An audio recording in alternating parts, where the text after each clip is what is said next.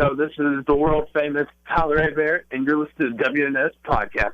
Roar! You're listening to the official Wrestling News Source podcast. For all of your information, go to WrestlingNewsSource.com or check us out on Facebook by searching WrestlingNewsSource.com or WNS Podcast. You can also find us on YouTube, Twitter, Stitcher, and iTunes by searching Wrestling News Source Podcast or WNS Podcast. Now being broadcast in over 45 different countries, here are your hosts, Daniel Herron, Tyler Abear, and Doug.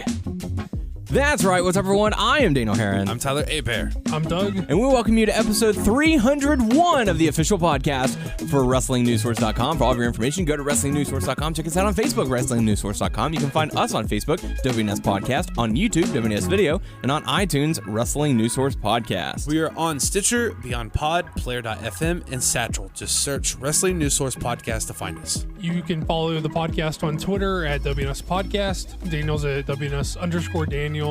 Tyler's at Tyler_Aber. There you go. So welcome to the show. Got lots to cover this week as we get ready for Thanksgiving. Maybe you're listening to this on Thanksgiving. Who knows? But however you're listening to us, wherever you're listening to us, thank you and welcome to the show. We've got some iTunes to talk about, feedback, SummerSlam, Raw, Smackdown, Hot Topics. I don't know if you guys caught Total Divas or not. But I have not. But yeah, but we have plenty to cover this week. That's all right. So guys, how you doing? Y'all ready to eat some turkey? Doing all right. Yeah? Yeah, I'm ready to eat some good food. Mm-hmm. See what's out there. Mm-hmm. See what's out there. See what's out there. What kind of food do they have out there? I'm more of a ham kind of guy. Ham? I like the ham. Thanksgiving Over ham. turkey? I do, yeah. Which do you like, the white or the darker turkey? I like the white meat, and I like it. I'm a dry guy. I don't mind it a little dry. Can't do it.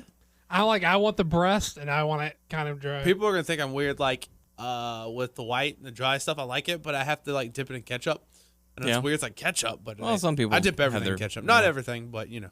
Do you dip your tomatoes in ketchup? Nope. Why not? I'll try it. Yeah, give it a shot. Okay. Next time. What's stuff that you do not like for Thanksgiving, like food-wise? Mostly anything but the turkey. Oh, yeah, that's true. That's what Doug. That's true. I like turkey. I like rolls. Yes. And then I'm about to see what's up on some pies, and that's it. That's true. That's true. I'm right there with you. I am right there with you. I don't need whatever the fuck that casserole is or what the fuck else. So you don't like dirty rice? You don't like dirty rice? God, I could eat it, but if I had to, like if I was somewhere where I felt like I needed to be polite, I could I could take it down. Man. But I just won't put it on my plate. Yeah. I'd be like, no, this is the good stuff. Yeah. I think I pretty much like everything. I don't like yams though. I'm not a yam. See, I'm a meat and potatoes kind of guy. I don't like rice. I don't like beans. So you give me some ham, some rolls, and some mashed potatoes, and I am good. Like that's all I need. And like you said, vegetables? Go for some pie. I'll have what about, like salad. Green bean casserole? No, I don't like green beans because I don't like beans. What about potato salad? Nope, don't like potato salad. Potato. I do like potato, but I don't like potato salad. Potato salad. Yeah. Fuck a bunch of potato disgusting. salad. It smells gross. It looks gross. It tastes so good though. Makes me want to pee. Coleslaw. Nope. Just throwing stuff out there. Yeah, throw it all out. We'll throw it back.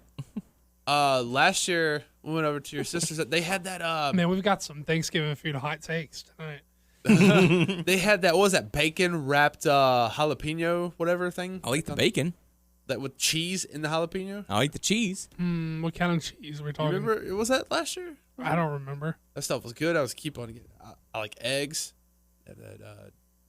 What's it called? Eggs. Deviled eggs. Deviled eggs. Like that. That's I'm not a picky eater though. I pretty much like anything though. I'm really not a picky eater, but when it comes to like holiday specific type foods, I don't know what it is. Yeah, I'm the same. See, Christmas is different because the last few years, like my parents would make gumbo, and then my wife's parents I don't would really do eat gumbo Italian either. food. So Yeah. So we would get away from the traditional turkey, whatever. I'm not really a gumbo fan. I'm not big on gumbo either. Yeah. Man, we are just synchronized. We're of the same stomach. Okay. Is what it is. Think of a holiday food. Say it at once. Ham. No, but you're supposed to say it together, like. Oh well, that's the descent. That's right where there. we differ. I'm the turkey. That's what makes our fingerprint different. Right. Other than that, it's still a fingerprint. Okay, say a soda. Root beer. Oh. Dr. Pepper. Come on. Okay. I thought y'all. I'm cool. I'm cool with root beer though. I'm just gonna get. I'm gonna go for Dr. Pepper. Though. I mean, I'm a fan of Dr. Pepper. Nothing wrong with that. So welcome to the show as we get ready for Thanksgiving. Holiday food would be awesome if it's like we got burritos, we got tacos, that's holiday food. That would be epic. I would love that. Taquitos. I was once at a wedding that was catered by Freebirds. And That's I was awesome. Yes. Yeah. Yes. I don't know if Freebirds is like I guess for listeners, I don't know if that's like a well-known chain, but it's like a breed. It's fairly well known in the States. Think of Chipotle. It's like another Chipotle. Yeah. Really good. I want to say it's Texas based though. I think Freebirds is a Texas thing. Probably at least a southern thing, right? I don't know. I might be wrong about that. I think tomorrow, since it's basically Chipotle though. Yeah. Is tomorrow visit is my dad's still in the hospital, so we're gonna visit. We're gonna surprise, but I think we're gonna pick up food from IHOP and just bring it up there, and then I think nice. The other side of the family they're cooking food, so that's cool. Nice. Yeah, should be pretty fun. I don't plan to do any Black Friday shopping. I don't plan on doing any in that. No. Well, I've done it. I don't have an issue doing it. I think the only thing I'm gonna get out for is I may go check out all the stuff at the comic book shop because they're having. Well, I have to go to work from 7 a.m. to 9 a.m. That's kind of a bummer, but yeah. My money is so tight right now. Even if I were to save money, I'd still be spending money that I didn't really have. So it's kind of like, I'll just wait. I'll get my Christmas presents like one at a time. And if anything, I'll just take a picture of the item. Okay, I'm going to say something that our family has actually done before. I want to run it by you. Have you ever done it or have you ever heard about it? So if you order something online, sometimes it doesn't get there in time for whatever reason. There's a shipping issue or it was delayed, whatever the reason might be. Your gift did not arrive in time. Have you ever, at any point in your life, taken the picture of the item and given it to someone and saying, Santa lost it or it is on its way? No. Last year, I got my mom tickets to Adele. Yeah, thanks, Tyler. Nice. And they when they went on sale, they didn't have enough time to come in before it was actually Christmas, so I made her fake tickets. That's cool. This is I don't know, you get the picture. Sure. Just mock up little tickets. Whatever. That's nice. That's a really nice thing to do. But yeah, our family's done that in the past where if for whatever reason we can't give them that present right then, we'll take a picture of the item and hand it to them. We might wrap it up in a frame or something and give it to them. Be like, hey, it's on its way, I promise, but it's just not here right now. So I might have to do that for my family. I've tricked someone when I was getting gifts for Noah. I got him this little. This was years ago. It was this little robotic Spider-Man dog that plays music. You have to hook your MP3 player up to it or whatever, and it will do different things. But I wrapped that up, and then I wrapped the batteries separate, and I hid the dog, and I gave him the batteries with a straight face. I was like, here you go. This is your Christmas gift. And he started laughing, and I was like, well, do you like it? And he started laughing, and I was like, that's it. That's your gift. And he started dwelling on it, thinking about it. I was like, that really my gift? I was like, yeah. So it took another hour. That game, this gift. I thought that was really the gift. It was the gift. Yeah. It powers this thing. Yeah. Only Noah would fall for that. Noah's greedy. He was greedy. He gets a gift and he wants more. You need to send him the video of that little boy who opens up his birthday present and it's a banana. And he's like, oh my God, it's a banana. And he hugs it. He loves it. He was so humble about a banana. That's like a little 3-year-old. But still, that's cute. A banana. I love bananas. Eat it. Yeah. There was a kid who got a chopping block for his birthday from his parents because he wanted to help cook in the kitchen and all that. And so they gave him a chopping block and he broke down in tears because he was so grateful. I'll tell a story and I'll keep it. I don't know who's listening, so I'll keep it kayfabe for the little ones, just in case someone has it on and their kids are running around. But one year, my sister and I had been, I guess, kind of bad that year, and so I know the thing that I can't remember what she wanted. It was some sort of was some sort. I can see it in my mind, but there was like some name. It was like a thing that year. It was like some pink like, makeup table desk thing for girls that she really wanted, or something like that. And that was the year the Super Nintendo came out, and I had really wanted that as well. And I guess me and my sister weren't that great that year because when we woke up, and we'd always gotten what we wanted. Now we weren't like spoiled kids or anything, but you know. If we were good, Santa delivered. You know what I'm saying? So like Santa came through. But that year, I guess we weren't that great, and we didn't get what we want. And it was sort of like a weird, like, we didn't talk about it, but my sister and I sort of like were both bummed out, and we were both sort of like looking at each other like something was missing or whatever. And long story short is we went to sleep bummed out because we didn't get the things we wanted. Of course, you want the Super Nintendo. What's up with that? Mm-hmm. But I woke up the next day, and there was a note from Santa to me and my sister saying, okay, listen, I told y'all that you're, you know, next time, like if you guys misbehave next year, you're really not going to get what you want. But we woke up to like the Super Nintendo. And that's cool. Yeah. So, like, I'm going to let it slide this time, but you better be on your best behavior for the next year. Keep a little kayfabe in case some, that's awesome. Someone's running around somewhere. I don't know. Mm-hmm. Old Santa Claus. Ho, ho, ho. Are you going to go and stop by your buddy Santa Claus this year? Say hi to him? See if I get some cereal. Maybe you get some cereal. Who knows? You might get a candy cane. I need to go check out the situation and see if they give out See what they're cereal. giving out this year. Yeah, Take your nephews and be like, hey, let's go see what this is all about. And I'm like, oh, candy canes, that's BS. Where's the cereal? And call them out on that, too. We want the 10-pack, Yes. not just one. Not just one. Give them the whole thing. So, all right. Well, let's get into the show. We have an iTunes review to kick things off, and it's from Ratty321, giving us 5 stars, saying, thank you for Tyler's talk at the start of the show. And I think he meant Doug. But I mean, things getting said is the important, not who the people attribute Sure. to. It's what needed to be said. But Ratty321 also says, right on the money. The most embarrassing thing about being a wrestling fan is trying to defend the rampant sexism/homophobia that's been present in the business for so long because it's undefendable.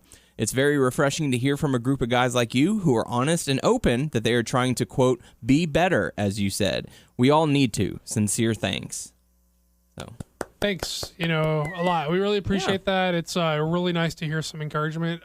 We're not really a podcast that runs from criticism, and a lot of weeks, even if we don't necessarily agree with people have to say, we will come and address it regardless. But it is really nice to like hear words of encouragement and hear people enjoy. Thank you. Just because we don't run from bad criticism doesn't mean we don't like to hear the good stuff too. So we really appreciate that. Yeah. So thank you very much. We appreciate it. Good stuff. And we also want to say a special thank you to everyone who tuned in to last week's episode, our 300th episode. Anyone who took time to comment, anyone who took time to do all that. Yeah. So we certainly appreciate it over the years. So now let's go into feedback. We have something from Clark saying, hey guys, another great episode. Survivor Series really shocked me, especially on the way Goldberg won the match. I really thought Jericho and Owens will finally disband last Monday. And what's your reaction to Jericho when he wore a Sin Cara mask when he attacked Rollins? And as always, keep up the good work. So thank you for that. We'll certainly make sure to cover everything that you asked as we get into our SummerSlam talk or Raw talk. And all that, unless you'd prefer to address it now. I mean, I don't really have an opinion other than he was barred from ringside, so I expect it to be addressed next week. Mm-hmm. Other than there will be consequences. Yeah, I mean, I don't really have much. You're going to go up against Braun Strowman. I don't have much of an opinion other than that. So, all right, yeah, and we'll cover the rest of it. What was the rest of it? It was the way Goldberg won the match. Oh, yeah, and we'll if talk about that. Jericho and Owens were going to finally split and all that.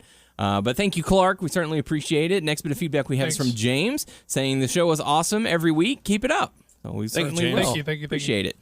Final bit of feedback. I think it was from someone else, but it says 18PD now. So I don't know if maybe the username got changed or whatever the case was. It says 18PD now. Forza Doug, the shouty liberal of our hearts. Congratulations on making 300. Appreciate you taking the time to keep us entertained. Thank you very much. We really appreciate the words of encouragement Yeah. and the support. Honestly, thanks everybody. Yes, definitely. So now we're going to talk about SummerSlam because that definitely got a lot of people talking over the course of last week. Do you want to just do general thoughts of NXT, or did you guys not see it? Oh yeah, I completely forgot. I watched NXT half took it. because place. the baby deciding a chance to. Babies. I think the last thing I saw was actually the tag match. Yeah. Between DIY and I can't talk. Revival. Yeah. Revival. I mean, another absolutely solid takeover, from my opinion. It's one of those things where I kind of discussed this last week, where I don't really follow NXT, like the show, but for every takeover, I'm completely invested in it because it wraps up all the stories into a nice little bow and presents it to me. And then they have, these stellar matches. So I'm getting to the point where it's like, oh, I can just tune in during the takeovers and be good. With stuff I saw, I mean, I liked Bobby Roode's entrance. Mm-hmm. They did some near falls and stuff like that. People really got into that. Yeah. I kind of thought that, well, going back and forth in my head, I could see like Ty Dillinger's like, oh, he win, but no, because they really want to keep Bobby Roode strong. Sure. Authors of Pain versus TM61. I liked it, but I'm gonna be honest. Shane Hayes took a couple of ridiculously stupid bumps in there. Yes. Yeah. Because I go in and out of NXT and I catch certain things, but like I don't feel like maybe I don't watch them all the time, but Authors of Pain don't really get my attention. Yeah. That's just me. I'm not saying they're not. They're talented. green as shit, dude. They're just super don't. new. They're super new. So that's why they probably give him the title to push him. Not title, but you know what I mean. The Dusty. I mean, TM61 doesn't necessarily need it. I assume with a Revival, what looks to be like they're on their way out, they seem to be the next team to come up after DIY. I mean, and I don't think winning the tournament was going to make or break that for them. So I don't really have a problem with them giving it to the Authors of Pain. I know people are like, it's because they're so green. They're just real new. I mean, there's no getting around it. They're inexperienced. Do you think the Revival's on their way up? Yes. Which show do you think they'd end up on? I hope SmackDown. Yeah. Because I think they would be treated better. Because they don't like.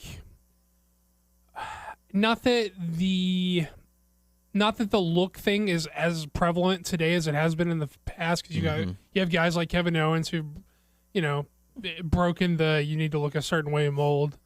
Not just as far as like smaller guys have broken that mold, but like like guys who don't look like they're like in super great shape and stuff like that. I mean, sure. You know what I mean when I say Kevin Owens. Yeah. But the Daniel Bryan, not necessarily muscular, but he's got the athleticism to make up for it. Yeah, I just feel like with their look, I mean, with their lack of a like superstar look, I feel like they would get treated better on SmackDown. I think they're one of the best tag teams in the world, and I don't say that lightly. I think they're really good at what they do. Bring them in and let them feud with Rhino and Heath Slater. I mean, I don't expect those guys to still have the titles by the time Revival gets on the show. True. There was already some tweet. I can't remember which if it was Dawson or Dash that were doing the tweeting, but there was some weird tweets out there about how it was either rumored or it was a rumor or speculated that they may have debuted in the SmackDown. What is that tag match? What do they call the tag match? the Turmoil. The tag team Turmoil. There was some buzz out there that they may have debuted in that. And then one of the, I can't remember if it's Dastard or Austin, but one of them made a weird tweet where they were like, of course we wouldn't debut in that because we're like top guys or something like that. And he like within like minutes had like deleted the tweet and he got his ass like, someone chewed his ass out apparently. And he like sort of like took it all back. And I don't know. It's, I don't know. It was We like a weird wouldn't situation. lower ourselves to be in that kind of matchup. Yeah, but I mean, who cares? It's Twitter. Authors I mean, of Pain. It's heel. top guys. heel Top guys tactics. is like Well, their thing. You know what I yeah. mean? So okay, I didn't mean to say Authors of Pain, but the Revival they leave because they would probably have a rematch. I think Sure. they're done. They're done or whatever. Then who are the other tag teams that are like heel? We got Team 661, their face. DIY, their face. Authors of Pain, their heel. What's the other tag team? Am I missing anything? I'm sort of having problems thinking of another team. Yeah. I mean, they can easily just bring in new guys Sure. and start building them up. I mean, a lot of the teams that were in the Classic were makeshift teams. Sure. But yeah, I mean, let's talk about some of the matches. Like, okay, now the Ty Dillinger and Bobby Roode match. Was the match really good, or was the crowd just so into it that I was into it? So into it. The guys were over. The match was fine. Yeah. It was. I've made my feelings known about Bobby Roode. I think he's bland. I think he is. I think anybody. I won't say anybody, but I think that his music and his entrance is what's over about him. Yeah. And I don't think he's anything other than bland. He's competent, yes. I don't think he's a terrible wrestler, but I especially don't think there's anything special about him in the ring or the promos or his gimmick. Nothing really that stands out. Yeah, I think the match was just fine, and I think like that music or something could have like elevated someone more unique or something. So I don't know. Yeah, I'm not a fan, and I thought the match was fine though. I didn't have a problem with it. It wasn't as good as. It was more over than good. I mean, does that make sense? I think this was a match to allow Ty Dillinger to stand out, to not be considered the jobber, because that's essentially what his role has been, and he just got over the whole 10 thing with the crowd. I was about to say, before Bobby Roode, a little bit after, wasn't he a heel? He was heel doing the perfect 10, but the crowd got so far into it that they turned him. Well, he was still sort of a heel, even though he was over as a face. What I think sort of turned him face was the Roode split when they were going to team in the Classic together. That sort of turned a babyface. Yeah, and I think you're right in the fact that he was basically the new C.J. Parker, or a guy who was going to be the job guy for NXT. But now I think he is more. Now I think he's God, what's his name? The guy who was like, why? He's on the roster now, the main roster. Oh. I can't. Tyler Breeze. Thank you. I'm really bad with remembering names lately. Have you guys noticed this? I can't think of names all of a sudden. I think he started off as like NXT job guy. Now I think he is the Tyler Breeze, like current Tyler Breeze of NXT. Sure, he's that workhorse that the crowd appreciates, or he's working his way into that position if he's not there yet. I think that's what this match was. It was we're gonna have Roode win the match, but you're gonna come away looking like a contender. He's never gonna be like a Joe or a Nakamura or a Balor. No, never. He's never gonna be a Bailey, but he's gonna be a Breeze. He can be a Breeze, and he looks like he's gonna be a Breeze. Yeah, he's gonna be respected in the fans' eyes. And over with that crowd. And definitely over with the NXT crowd. But if he were to come up, then probably nothing. It'd be the same scenarios where Tyler Breeze is. But yeah, I mean that match it was pretty solid in my eyes. I enjoyed the storytelling, and the crowd was way into it because Dillinger was a hometown hero on that one. Both Canada boys. They're both Canada. Oh yeah, that's true. But the crowd definitely got behind Dillinger for the majority of the matchup. There was kind of split for a few times, but the Dillinger fans made themselves known. The Dusty Classic finale. I wouldn't say it was very good, just because Authors of Pain are really green. But again, Shane Thorne did a couple of crazy bumps, and that was about it. Yeah, and I didn't really dig the structure of the crane holding the cage. Like I felt that could have been something they could have just like suspended from the roof. I mean, they've done steel cages, elimination chambers that have been suspended above the arena. Like I understand they wanted to do the one spot where he dove off, right? But I mean, if that was the entire purpose of having that and they released a new line of toys that feature that exact structure. I don't know if you guys caught that. Yeah, I mean, if I had to guess, the spot came from it being there and not they built it so he could do the spot. Yeah. If I had to guess. They're probably like, well, we have this match in NXT, but we have these toys coming out. Let's see if we can build that. It didn't bother me. Yeah. I mean, the match was okay. Nothing, to write home about.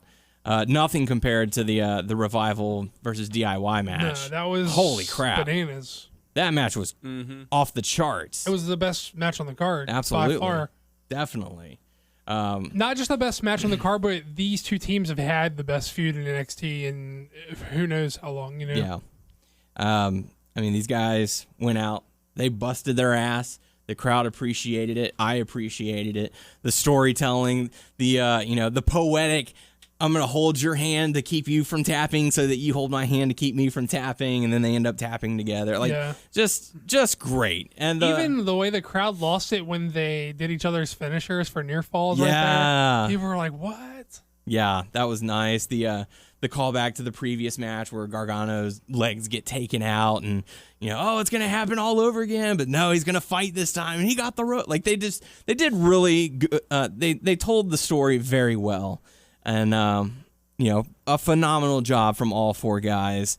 What else can you say? It was the best matchup of the night, and really good work, again, from all four guys. Well-deserved for Tommaso and Johnny.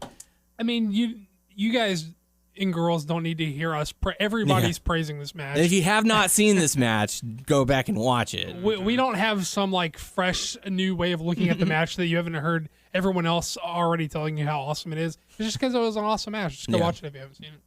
Go watch that matchup and appreciate it. The Asuka versus Mickie James match. I was really surprised by the way Mickie James I don't want to say that I didn't think she was going to be able to hang, but she really... I haven't seen her outside of the context of TNA in so long, and even then, it's been a while since I have seen her within the context of TNA. Yeah. And, wait, was she in TNA? Yeah. Yeah, that's what I thought. It's just been so long. Hardcore country. That's right. Yeah. I don't know. I can't think. I don't know what's wrong with me today. That's all right. It was this way last week, too. I can't think of things. It's on the tip of my tongue, and I can't make it come out. But I don't know. I was pleasantly surprised. I thought they really. I mean, she just had a baby too, not that long ago, and she's really? She's already back in fighting shape, and man, I was really impressed with the way. Well, we got to see her at the Tommy Dreamer House of Hardcore in Pasadena, and she had been I want to say her baby is if not over than close to a year old. Okay. So she's had time to get back in the ring. I know she's been performing at the for some reason I thought it was sooner than that. I have to do some research on that. I mean, clearly I'm probably the one that's wrong, but I know Miss Tessmacher just had her baby. That's probably what I was thinking about. 3 months ago, and she's already back into her ring shape, which is crazy. Gotta make that money. Gotta make that money. That's right. Yeah, but I thought that it was going to be a lot more of Mickie resting on her laurels as far as being over as a huge star from the past, and she just really got in there and worked her ass off, and they had a good match. Yeah, I don't think it's the best Asuka match or the best women's match or anything like that, but I was pleasantly surprised. Yeah, I didn't have negative expectations. I just didn't have expectations. I think, and I was pleasantly surprised by it. And even in the storytelling of the the spot that Asuka got thrown out of the ring, Mickie sat on the middle rope and was like, "Come on in," and there was that slight bit of disrespect, and then the tables get turned. Mickie James is thrown out and come on in, and she does the same thing. And even after the match, Mickie James offers her hand as a show of respect, and Asuka's just like, "Nope, check out the title, bitch. I'm out." Yeah. So again, the takeovers always produce. They always perform at their top level, and these ladies, like you said, it might not have been the best Asuka match. It might not have been the best match on the card, but it was still, they did a fine job. And I was entertained through the matchup. One of the things I didn't really like was that Mickie James tapped so quickly, but I would have liked for her to hold out just a little bit longer before she tapped. That's just a minor detail. I felt like the referee tapped the mat as to say, "Hey, this is where you're tapping," and then she immediately tapped after that. I would have liked to have seen a little more of a gap, but anyways.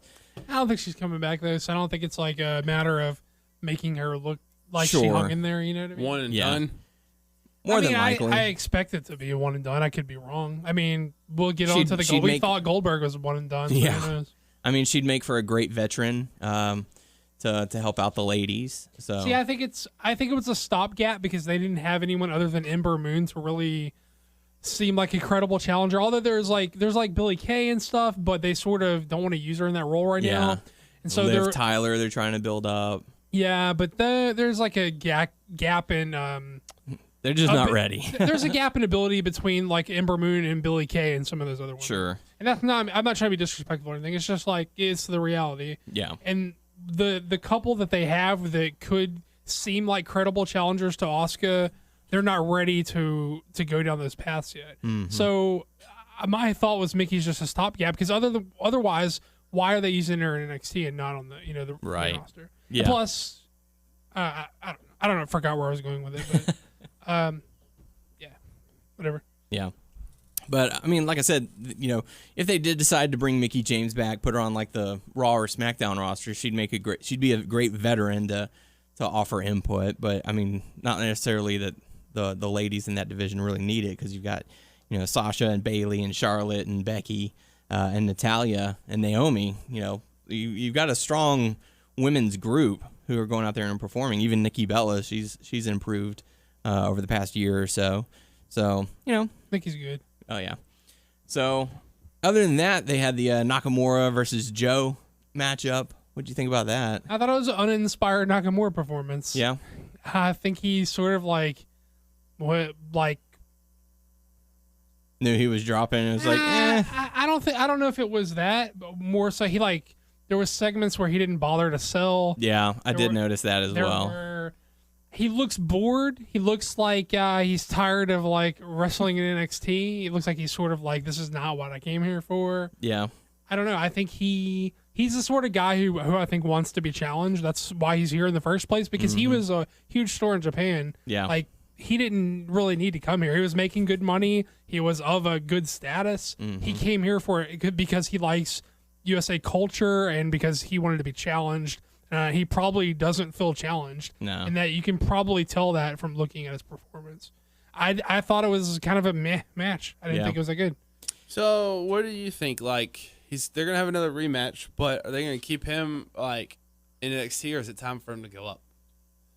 Well, I expected one of them, whoever lost, to go up in the Rumble or something. Yeah, because there was a lot of rumor that it was going to be Joe, which is why I was mostly expecting Nakamura to keep the title. But now that Nakamura lost, I can easily see him being a surprise entrant in the Rumble, getting the crowd excited, and then he shows up on... I would like to see him on SmackDown, personally, just because they would probably be more open to letting him do what he does. Yeah. Whereas Raw is more of the, hey, let's talk before you fight. And that's not necessarily... It's not a knock on Nakamura because, it's not his native language to speak English. But I feel like on SmackDown, he'd probably be better utilized. Yeah, I mean, he's a good talent, and he's got megastar potential, so he should go to the A show, SmackDown. And you could see Nakamura versus AJ. So it'd be good. Good stuff. And Nakamura versus Cena. I mean, Nakamura and AJ have chemistry. They've had great matches in the past already, so... Yep. There's some familiarity there. There's no doubt that they could deliver again. Yeah. So after that, Samoa Joe, the two-time NXT champion, it was inevitable, as he said later on. That brought us into SummerSlam. I didn't get to catch the kickoff matches because I didn't either. First of all, I didn't know it was a 2-hour pre-show, which is bananas. Yeah. Although, well, okay, I decided to take a nap before the pay-per-view just because I knew that it was going to be a long thing. So I set my alarm or whatever, and then I got my phone, I plugged it into the charger, and I put the WWE Network on just so I could listen in case I heard like Renee Young talking. I'd be like, oh, okay, yeah, it's time for the show. So I woke up probably like, a few minutes before my alarm went off, and I caught the Owens and Jericho segment with Tom Phillips. Oh my god, that was hilarious. I missed it. Just everything that they did was funny. Like if you enjoy the chemistry that Owens and Jericho have, go back and watch that little segment because it was pretty funny. But anyway, so I didn't get to see the pre-show matches. I didn't either, but what I will say is we've seen that 6-man tag about 10 times now, or some variation of it. So I can't imagine it was that different. Yeah. But this time there were implications. Well, the other thing I will say about the pre-show matches is what the fuck is Kane beating Luke Harper for? Yeah. Especially with him like making a presence in like the main event, Mm-hmm. or I guess the semi-main, but whatever. You know what? It's not gonna make sense, but Kane, you're going over tonight. Kane shouldn't be beating guys like that in 2016. I agree. Yeah. Well, he was spotlight in the on SmackDown. They're like, "Hey, look, it's Kane." I'm like, Kane should not be, whatever. Anyways, so we kick off SummerSlam. We have the women's match to kick things off, the 5-on-5 Survivor Series matchup.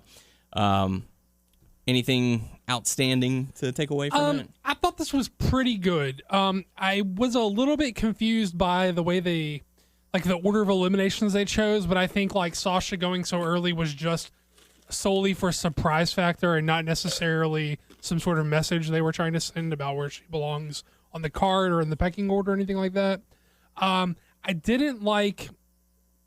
First of all, I thought Nia Jax did a lot of favors for herself and in as far as turning out a good performance and looking like really like a powerhouse, like dominant, and she got over within the context of the match. She may not be over on every show, and she may have not been over like before the match, but within the context of the match, she got herself over. The crowd was impressed by the power spots that she did, and I thought that was cool. But I didn't like her elimination. I think that her tapping out is a mistake. Yeah. I forgot who made her tap. Becky. Disarmer. And I think I couldn't tell if that was the planned elimination for her or if it was because of the botch. Because if you notice when they went to double DDT her and they sort of all fell down like it was some weird thing. And I don't know if that was a finish they came up with on the fly and she was just like, I just need to go. Yeah. Because why, no disrespect to Naomi, but why is Naomi the one protected with a count out finish? If you're going to do a count out, then that's the way that you eliminate Nia Jax. She gets the count out finish. You do the spear through the barricade again and have her be count out. She gets protected, and maybe that you didn't want to do that because you're going to do that with Braun later. But still, if you did it for Naomi, you could have done it for Nia. Nia is the one who should have been protected in that capacity. Yeah. But other than that, I thought it was a good match. I like Bayley getting the win. I like Charlotte being a total asshole after the match. That was my match to win. Yeah, I thought Becky looked really good as a fiery babyface trying to get it done for her team, but coming up short. I thought this was pretty good other than the Nia Jax stuff. And I thought Nia Jax herself had an excellent performance. I just didn't like the way she was eliminated. What I didn't like, this isn't pertaining to this particular match, it's the follow-up on Raw. Okay. Was, so Charlotte attacks Bayley, and rather than Bayley being pissed off, we see we see Sasha come out to confront Charlotte. Right. And then, Sasha comes out or God, I can't talk. Bayley comes out to make the save later on. Join the club. I can't either. So, I mean, that was one of the things where it didn't really make a whole lot of sense. Right. Where it's like, okay, she attacked you and you're going to wait for Sasha to go out there and talk? No, you charge this girl and kick her ass. But anyway, so yeah, Team Raw ends up getting the win on that one. We got that right. Yeah, we didn't get a whole lot right. But we got 2 right. 2 out of all of them? Right? Dang. Who knows? I think we got 2. Yeah, because we picked the women for Raw. Right. We picked the tag team for SmackDown. That's it. So we were wrong on that one. Because Raw won the tag team. Oh wait, we picked Raw. We picked SmackDown. Raw for the traditional. We got Lesnar match wrong. We got Kalisto match wrong. Sami Zayn. We got Sami Zayn wrong. So I think this was our only match. I think we only got right. the women's match. Wow. Yeah, they threw us a lot of curveballs on this one. Rough night for picks. Who cares about logic? It would make the most sense to have the cruiserweights on SmackDown because Maybe you got 205 Live. That one but that you hey, picked for me. What do I know? Well, maybe it's a way of getting them seen. Maybe it's like they're going to be on Raw, they're going to be on SmackDown, so that's exposure, and hopefully people are going to tune in to see them on the network. They're not going to be on SmackDown. They're going to be after SmackDown. Oh, that's right. You're right about that. Yeah, I don't know. Okay. That's where it all lies. So Kalisto is stuck by himself, as opposed to having the entire cruiserweight division forget what join I just said. him. I don't know. He's not stuck by himself. He's with Baron Corbin. Because that gets Kalisto and Sin Cara, so you can have a Lucha Dragons reunion later on if you so desire. It's, whatever. Who cares about logic? Thanks, Baron Corbin. Appreciate it. Thank you. What's so funny is because there was parts I had to rewatch again, and my wife saw Baron Corbin. She goes, "That guy needs to get a haircut." It's like his It's so widow's thin peak. on His top. widow's peak is thinning. It's not bald. It's thinning. Just shave it, bro. Just shave it. Yeah. It's too thin. You can't pull it off. Bald. What were you going to say? What I was going to say is that, not to jump too far ahead, Jump ahead. because he was mentioning Baron Corbin, if they weren't going to do it, if they weren't going to switch brands and have it go to SmackDown, I have no problem with Baron Corbin being the person who sort of causes it. I'm fine with that. Okay. And I sort of like the follow-up where Brian was like, what the fuck are you doing? This is, you didn't just cost Kalisto, you cost SmackDown. And he was like, I don't give a shit. So what? He's like, We don't need more of those guys. yeah, Kalisto's a pest, and we don't need more of those little pests like running around. I thought it was good character promo stuff from Corbin. It was good character development for him, but God, it would have made so much more sense to have the whatever. Yeah, I mean, logistically, why not have them on the show? It doesn't make sense. Small detail, nothing to do with the matchup itself. Hey, what match are we talking about? I don't know. But anyways, the What? the TJ Perkins entrance. This is like I said, it has nothing to do with the cruiserweight match. It's just something that I've noticed over the past week or two. His entrance ramp, where it turns into the coins and all that he collects as he's going down. It still has that 8-bit silhouette of him holding the cruiserweight belt. Oh, yeah. Have you guys noticed that? Yeah. I mean, I saw it just didn't register. It's Yeah. like, oh, that's just what it looks like. But yeah, I'm just sitting there going, he's not the champion right now, Right. so have him do a different pose. you can't like pixelate a different picture. Yeah, you didn't have one prior to that, or what's the issue here? They probably didn't, honestly. Yeah, probably.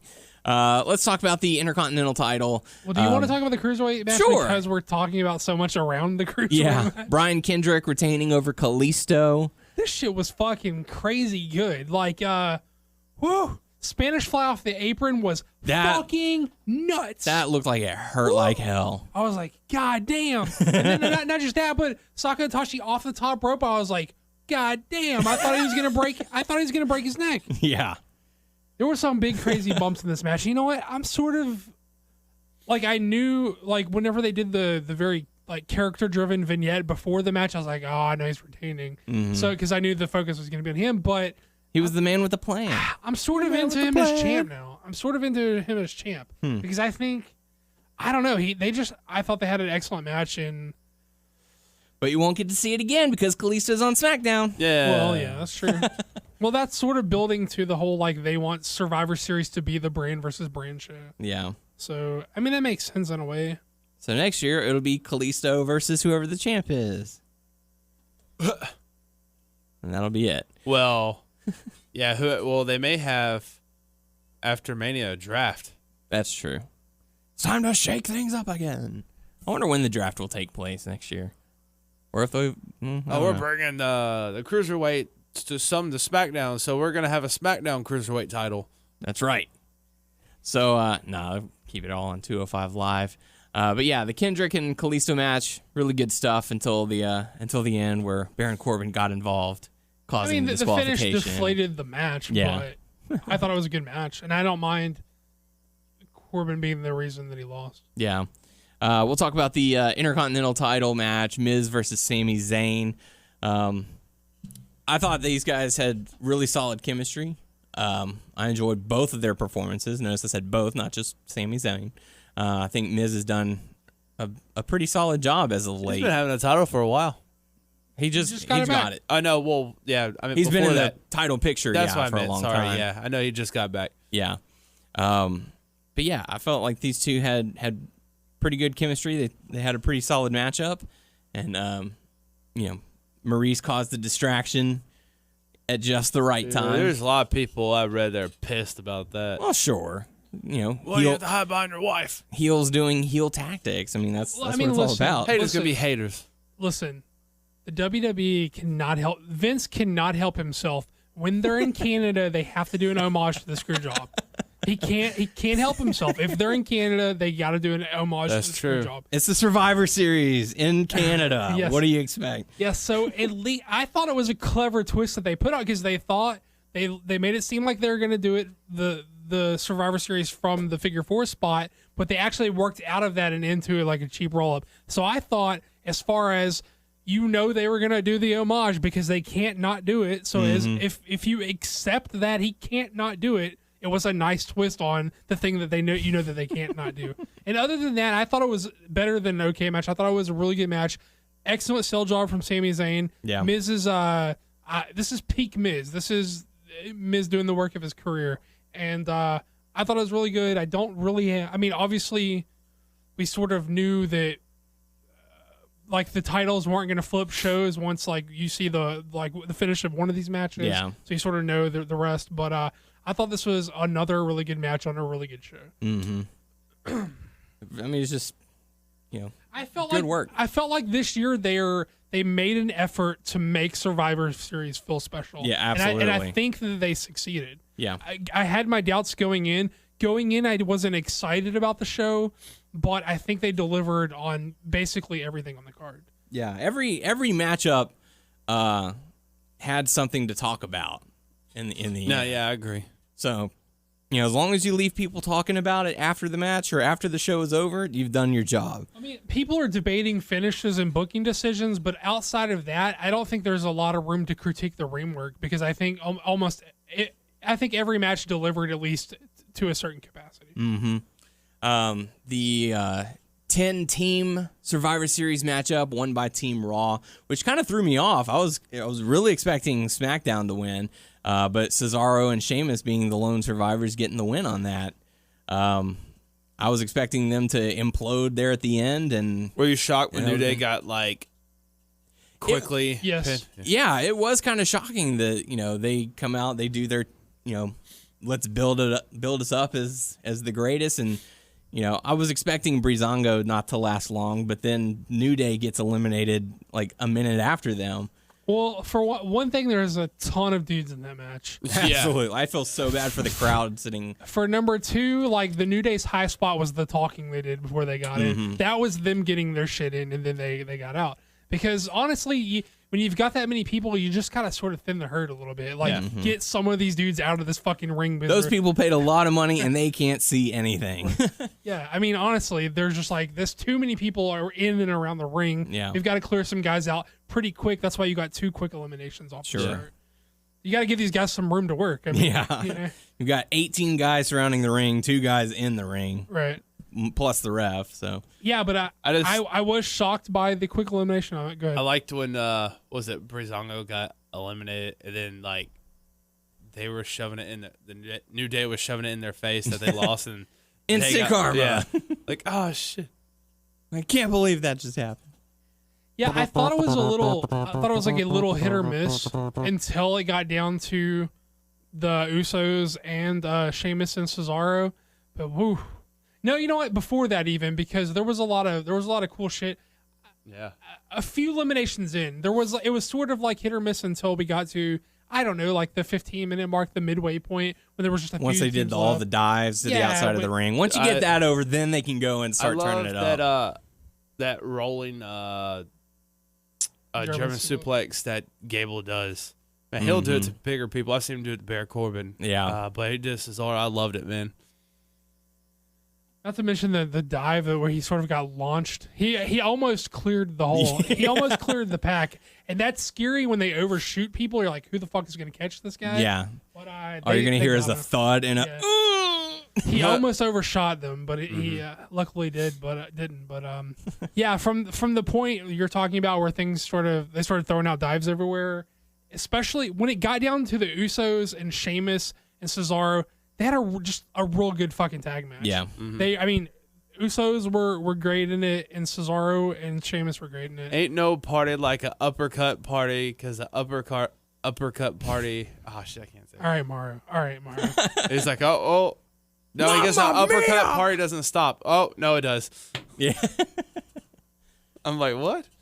Mamma mia. Yeah, but I thought it started out slow, but I thought they worked themselves into a really good match. Yeah, I was surprised with the finish. A good portion of the matches, and I will appreciate this because they did take their time, because there were only like 5 or 6 matches on the card, and you've got 3 hours to fill. I mean, they ended up cutting the pay-per-view like a half hour short, but that's You whatever. think that was to play into the surprise of the main event? Yes. Okay. I think it might have been because I remember sitting there and I think I believe I messaged you guys at the once it's the Yeah, you did. Yeah, I was like, dude, it's 8:00 and we only have 2 matches left. Keep in mind we're in Central Time, so we're everything starts an hour prior. But yeah, it was like, dude, there's 2 matches left and they've got 2 hours to fill. There's no way that they're gonna be able to fill that. The tag team match. Before I forget, not to cut you off, but before I get a spot that I wanted to highlight is when the Usos did their leg break thing, and then they had him in the Tequila Sunrise, and he step by step reversed the Tequila Sunrise back into the sharpshooter. That was fucking rad. The way that he broke it down piece by piece from being in the Tequila Sunrise, he reversed it limb by limb until he ended up back into the sharpshooter, and it was fucking cool. Yeah, it was. I mean, just the matchup was really solid. All of the matches in this pay-per-view were great. It was a very enjoyable pay-per-view. But Team Raw ends up being the victors, with Cesaro and Sheamus being the lone surviving team on that one. And that takes us into the traditional Survivor Series match. Holy crap. This match I could watch over and over and over again. Ooh. I mean, it was an hour of... They packed a lot of shit into this. Well, and this match was also an hour long. Yeah. So I thought they did a phenomenal job in this matchup. They took their time with the pacing. Once it picked up, it was going. A lot of spots, a lot of moments. It took a while before we had an elimination. And, everyone got to do their spots, and it was just, I'm not going to say enough good things about this matchup. I enjoyed the hell out of it. Well, I will critique it a bit. Sure. I will say that Shane was in there too much for my liking. Yeah. Shane, manhandled, Rollins and Reigns, way too much for my liking. Well, like you said, he's got to look good. He got to look strong for Lesnar. Well, that's out the window now, Yeah. obviously. Obviously, they switched plans whenever Goldberg re-signed, or not. He's got to look good for Cena. I think they're teasing an Ambrose thing with it. Yeah, that's true That's too. what it looks like. Mm-hmm. But people, you guys were sort of poking fun at me, but that was legitimately the rumored thing that was happening. And, when he signed on for more matches, they threw that out the fucking window smartly. Because God, I would much rather see Goldberg and Brock than Brock and Shane. Oh my gosh, yeah. He was. I know he's sort of booked I don't mind Shane as the guy who's willing to do stupid stuff to win. Shane, I don't mind Shane booked as the guy who will jump off something stupid. He's a split monkey. Yeah, I don't mind. He shouldn't be in the ring that much. Well, he shouldn't be so physically equal to guys like Roman Reigns and Seth Rollins. I agree. These are guys. Yeah, his punches suck. He's got shitty punches, but he shouldn't be booked like he can go toe to toe with Roman Reigns. It just shouldn't be. He can, and he did it. He shouldn't be tossing dudes around like that. I agree. Shane as the guy who will do something stupid to win. Perfect booking of Shane. Yes. Will he jump off of something stupid? Will he lay his body out? Of course. Now, obviously he did, because when he got speared out of his fucking ass, he got speared out of his consciousness. Yeah, he looked. Whoo, he was not there at all. No, that man looked like a ghost. So much so that Randy Orton had to go talk to his fucking wife and kids, which is nuts. Yeah, he's all right. He's all right. Maybe. I've seen worse. He's gonna be okay. Yeah, trust me. Yeah, this is where I thought it may all the good shit in this match, and there was tons and tons of good shit. There's tons of good storytelling in this match. It was a little long, and how I think you work it down a little bit is knock some of the Shane shit out. Let Shane do his high spots or whatever, but I don't want to see Shane fucking taking on Reigns. I keep going back to it, but he went toe to toe with Rollins and Reigns at the same time. He was bullying two of your top tier talents from Raw. That's kind of stupid. It's unbelievable. It's hard to believe. Yeah, but that I didn't like. But oh god, Braun Strowman looked fucking awesome in this match, and the bump that AJ took over the top rope. That could have been so bad. Yes, he's AJ lucky. Okay, and to go to SmackDown, AJ took two fucking stupid bumps that nobody should have took within like 2 nights of each other. He took the stupid ass bump off the Braun, like tossing him from like mid ring over the top rope. He flipped at like nearly hit his head on the apron. and that's not That could have like snapped his neck. That wasn't Braun. That was AJ taking a stupid bump. That was not Braun being careless. People will attribute that to Braun, but that was AJ taking a stupid bump. I mean, it was cool as fuck, but it was stupid as fuck as well. Yeah. I just thought maybe he got launched a little too high and it just he caught the rope at the wrong angle. Yeah. That's on AJ. But it was cool. It was stupid. But It looked We nasty. appreciate it, but Also, You gotta look out to for your fast forward a body. little bit to SmackDown where the off to the outside, that was stupid too. Yeah. But cool. yeah. Braun looked good, and dude, I fucking loved Braun's elimination with Ellsworth grabbing it. I didn't see it coming. I forgot that Ellsworth was even out there. But when Braun goes, like the count is getting closer, and Braun like stops at the ring, like he's trying to get us, like what's happening? Yeah. And then they like pan down, and it's like Ellsworth. There's his holding hands. leg. Oh my god! And tit for tat because Ellsworth took a fucking stupid bump. They're probably like, "Oh, congratulations, kid! We're gonna sign you. Here's what you're doing tonight." We're going to have Braun literally just throw you into some tables. I swear, man, since he got the he hit that middle table wrong. Like, he could have just gone through the first one. He's but the Colin Delaney, man. They just absolutely. signed him. Absolutely. I mean, he got launched and he was probably supposed to crash into the first and second one and it collapsed. Well, he hit it like He hit the caddy corner first or one. whatever. Yeah, he hit the first one and then like slammed into the second one, and the second one wouldn't break because he hit it at that side angle. But Jesus, kid, you got daughters now. Come on. That was cool, but stupid. Yes. I mean, like I said, the match itself was great. That spear from Roman to Shane was out of this world. I would never want to take something like that. I watched it in slow motion. It looked like maybe Roman. I think they bonked heads. I don't think it was the head. I think maybe his shoulder caught Shane's chin. Okay. Because I mean, he got hit, and the first thing that hits is his head. Because Roman even looked a little out. I thought they might have conked heads because Roman looked a little bit Yeah, out of it. I thought that too, but I went back and I watched it in like, a fourth of the speed, and Right. it looks like it just, I don't know. However they did it, it looks nasty as hell. The power bomb from AJ onto the announce table with a mini Shield reunion. The crowd went completely nuts for that. And if you go back and watch that, pay attention to how the crowd reacts to Roman whenever he gets ready to do the power bomb. Like, they're completely into it. And then he comes and does it later, and they're booing the hell out of him because it's not Shield related. Yeah. So, that goes back to the discussion we had a while back where it's like, if they were to reunite the Shield, would the crowd cheer for Roman? Yes. Obviously, the answer is yes, because it's something they would like to see. But they don't want to see him in whatever picture he's being presented in now. I think they secretly like him now. Yeah. I mean, that's not something that everyone's Yeah, gonna I like him, but agree to, don't tell anyone.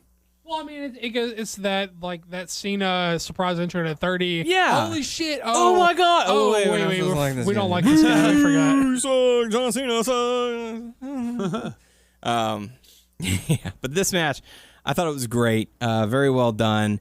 I was surprised that it came down to Wyatt and Orton. I was very surprised. As was I. And I'm sorry, I thought that you can get yourself disqualified. So if Luke Harper shows up and he attacks the guy from Raw, would that not lead to a disqualification for Bray Wyatt or Randy Orton, whoever is in the ring at the time? Yeah, they sort of like threw all that shit out the window. Yeah, there were a few things that they were like, well, They didn't even count a pin for Shane. They're just like, hey, he's out. That guy's out. Well, yeah, they were like, oh God, his eyes are open and no one is home. But they were like, we're just gonna go ahead, because they did the pin, but Shane's arms were up and his shoulder was off the mat. So the ref's natural thing is like, he's up. Yeah. I'm not gonna sit there and count 3 and he's out. And then he looked at his eyes, he's like, oh shit.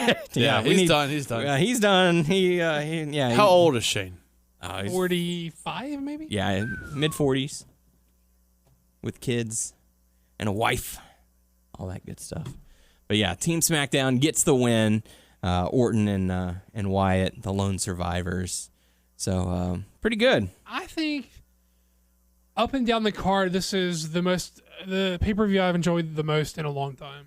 I'll agree with that. Yeah, they did a solid job on this card. They really taught me, and like we're going to the Rumble and supposedly Survivor Series in Houston. It's always been sort of like a bucket list thing for me to make all of the Big Four. So I'm really gonna consider. I mean, I'm not considering. I'm going to try to make. It is the week before Thanksgiving, and I looked at the vacation calendar, and people already have the week off after, so I know that I couldn't get the vacation. But I'm still gonna try to go to Survivor Series, even if it's just for the show. Sure. Just because I just sort of want to make the Big Four. It's just a bucket list thing, you know. Yeah, definitely. And this really sold me. I'm like, yeah, they care about Survivor Series. If they can provide a pay-per-view like this quality, hell yeah. Yeah, then I'll make the drive, you know. Sure. So we'll have to see. We'll see how the Survivor Series goes. Maybe I can get some decent seated tickets or something for us, and we'll go. Fuck it, I might call and see. Let's see. There you go. That's the spirit. Who needs to work? That takes us into the main event. Me actually. I have to work. I need to work. No, not if you're sick. The match that has the world talking, oh my God, a minute and, 48 seconds, 45 seconds? Something like that. It's under a minute and a half. Yeah. 26? Minute 26? That's what it was. It was like a minute 25, minute 26. I knew there was a 5 or somewhere on there. But anyways, Goldberg versus Brock Lesnar describes as followed. Lesnar picks Goldberg up, brings him into the corner. Goldberg shoves Lesnar down. Lesnar laughs it off, stands up, goes to circle around. Oh, there's a spear. Rolls over into the corner. Goldberg gets prepared. Lesnar stands up. Spear. Goldberg into the corner, stands up. Goldberg hits the jackhammer. 1, 2, 3. There's your match. Shocking. Holy crap. I really thought nobody knew that he had signed on for more before this. And meanwhile, in the back, I bet Vince was laughing his ass off at the crowd's reactions. It was shocking, man. Shocking.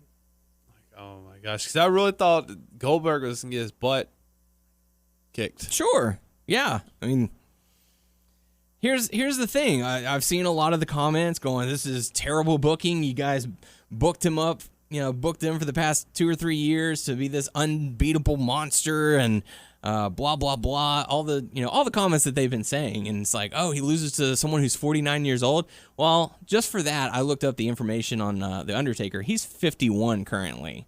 So at the time of WrestleMania, he was 48 that he lost to Brock Lesnar. So is that argument really valid? Because if Lesnar would have lost to a 48-year-old at WrestleMania, then it would have made just as much sense for him to lose to a 49-year-old at Survivor Series. Like you said, no one knew that Goldberg had signed a multi-match deal. We all thought this was a one and done. Yeah. I mean, there was speculation, hey, maybe he can come back, and I didn't see speculation that it was going to continue. Yeah, I thought, obviously somebody knew, but nobody was saying, it wasn't like out there that he had because he had signed before the match. Yeah. But it just wasn't like out there. Yeah. And the way that I had seen the match in my eye before it happened was, okay, yeah, Goldberg is going to hit the spear. He is going to hit the jackhammer. Because in the promos, he's like, maybe I have one spear left. Maybe I have one last badass jackhammer. And he hits those right off the bat. And so I'm thinking, okay, Lesnar's going to kick out, and then he's going to dominate because Goldberg's not going to have anything left. But for them to turn it around, hit that 3, I watched the crowd's reaction, and it was their mouths were just as open as mine was, because, it was shocking. It was surprising. Yeah. No one was expecting it. No. It was, to me, it was a cool moment. Because we don't really get these moments that often. Don't. When was the last time that we had that kind of a shock? WrestleMania. Yeah, WrestleMania, when Undertaker's streak got broken. Maybe before that, or maybe sometime after that. I forget when it was. When Lesnar just destroyed John Cena at, what was it, SummerSlam? Where he did like the 16 suplexes. Well, that was the second Cena. He lost the first Cena match. Yeah, that was in 2012. The SummerSlam match where it was just about 12 minutes of him suplexing Cena. Yeah. SummerSlam, I think. Yeah. Okay. So it was later that year, but before Undertaker lost. Okay. So yeah, I mean, there haven't been that many shocking moments as of late. But yeah, I mean, okay. But also, here's the thing to think about: you have built up Lesnar as this undefeatable, beast over the past few years. With that, the crowd becomes complacent. They accept that Lesnar's going to win every match. They're like, oh, dude, I mean, he beat The Undertaker. He's beaten John Cena. He devastated Randy Orton. Of course he's going to destroy Goldberg. Of course. He's been out of the game for 12 years. He's got bad knees. He's got shoulder issues that he's dealing with. Of course. But then Goldberg comes in, hits those spears, which looked great, by the way, and then hit him with the jackhammer. I mean, that's typical WCW match for Goldberg. That's what got him famous. It wasn't the 15-minute, 20-minute matches. It was those 30-second, boom, you're done. Give me my check. Let's go. And they gave him just that. And it's most likely going to lead to Goldberg Lesnar 3. Yes, there is the rumor that that's going to happen at possibly WrestleMania, because both Goldberg and Brock Lesnar, have announced they will be taking place. They will be competing, I should say. Or I should say, Goldberg has announced there's speculation and heavy rumor that Lesnar will be taking place in the Royal Rumble. To which Brock was screwed. Sure. Goldberg over. Maybe Lesnar gets eliminated by Goldberg and he comes back into the ring a few minutes later and eliminates Goldberg. I don't know. But whatever the case is going to be, so they're possibly setting up for Goldberg Lesnar 3. But what did you guys think about them? It's not possible. They have to do another one. Yeah. It's gonna be Mania too. I mean, don't kid yourselves. The plans that they had was thrown out the window. Yeah. Like, when Goldberg signed for more dates, they shoveled the deck. Mm-hmm. I enjoyed it and I liked it, and I understand what people are saying though. It's like, oh, it's kind of unbelievable because Lesnar was so dominant with this style and Goldberg does that. But I suspended my disbelief. You know what I mean? For this, and I totally enjoyed it. Mm-hmm. I'm not picky with this. I mean, I think that the criticism that's out there was that, and that I think is reasonable and understandable, is that you spend a lot of time making Lesnar out to be a beast, to make him feel like a big deal. You give him the streak, and then you should capitalize on that by having someone of a lower, like elevating someone by beating him. Mm-hmm. That's perfectly reasonable and honestly the thing that should happen. Yeah. But WWE logic says otherwise. But. Well, I mean, this is sort of a different deal. He doesn't. The thing about Lesnar, he sort of maintains his aura in loss, even because he just goes away for a little bit and comes back. Mm-hmm. He's lost to Cena already. He's lost to Triple H already. Yeah. Who else? He lost to someone else. He's lost to 3 different people, right? Mm-hmm. So it's not like you can't. He will get his heat back. Yeah. He will still feel like a monster. He still will feel like an accomplishment for someone if they choose to, and they should choose to. I think that the critique, the criticism that's out there is frustration that they don't, because the track record has proven that the WWE will not do the right thing and have someone beat Lesnar and capitalize off of what he's been given. Yeah. Now that's not that doesn't have to be divorced from the. I mean, that doesn't have to be the same thing as the Goldberg thing. The Goldberg thing came in. If this was a one and done for Goldberg, he should have it would have been. And a lot of this could have been an emotional reaction from people saying they thought it was a one and done. If it's a one and done, of course Goldberg has to lose. It's stupid to put Goldberg over if it's a one and done. What, you did this whole thing for his fucking kid so you can put his kid in the ring? That's stupid. I mean, that's exactly why you do it. I mean, good for his kid, but I mean, you're running a business. You know what I mean? Yeah. Like if Goldberg doesn't... This isn't bring your kid to work day. Yeah, if Goldberg didn't sign on, then of course they are insane to put him over.